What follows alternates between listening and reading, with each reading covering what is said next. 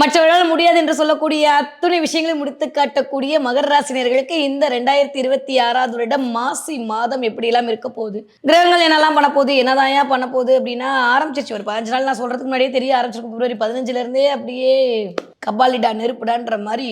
ஏற்கனவே சொல்ல வேணாம், 2ஆம் இடத்துல ராகு உட்காந்து அப்படின்னு எல்லாத்தையும் பிரம்மாண்டப்படுத்தி கொண்டிருக்கிறார். பத்தாவதுக்கு மிஸ்டர் சூரியன், மிஸ்டர் புதன், மிஸ்டர் சுக்ரன் எல்லாத்தையும் ஒரே இடத்துல 2ஆம் இடத்துல உட்கார வச்சு அங்கிருந்து குருவுடைய பார்வையோடு இருக்கக்கூடிய அமைப்பு இந்த தடவை மகர ராசிக்காரர்களுக்கு நிகழ காத்திருக்கிறது. எல்லா ராசிக்காரர்களும் ஆரம்பத்திலே இந்த வீடியோ பார்க்கும்போது சொல்லிட்டேன். இருந்தாலும் எக்ஸ்க்ளூசிவா மகர ராசிக்காரர்களுக்கு இந்த மாசி மாதம், முதல்ல மாசி மாதம்ன்றது பிப்ரவரி 15ஆம் தேதியிலிருந்து மார்ச் மாதம் 14ஆம் தேதி வரைக்கும் இருக்கக்கூடிய டைம் பீரியட். ஸோ பிப்ரவரி 14ஆம் தேதியிலிருந்து அந்த பக்கம் 14ஆம் தேதி வரைக்கும் என்னெல்லாம் நடக்க போகுது, கிரகங்கள் எப்படி எல்லாம் இயக்க போகுது அப்படின்னு பார்த்தோம்னா ஆல்மோஸ்ட் கிட்டத்தட்ட 1, 2, 3, 4ன்ற மாதிரி எல்லா கிரகத்தையும் கூட்டு தன்மையப்படுத்தி, எப்படி வித்யாவை தன்மையப்படுத்தி வச்சிருக்கணும் அந்த மாதிரி எல்லா கிரகமும் இதில் அப்படியே மகர ராசிக்காரர்கள் நான் இருக்கேன் நீ ஏன் கவலைப்படுற அப்படின்னு சொல்ற மாதிரியான ஒரு சினாரியோல வந்து அருள்பாவனை செய்ய காத்திருக்கின்ற சொல்லணும் தான் ஆசை.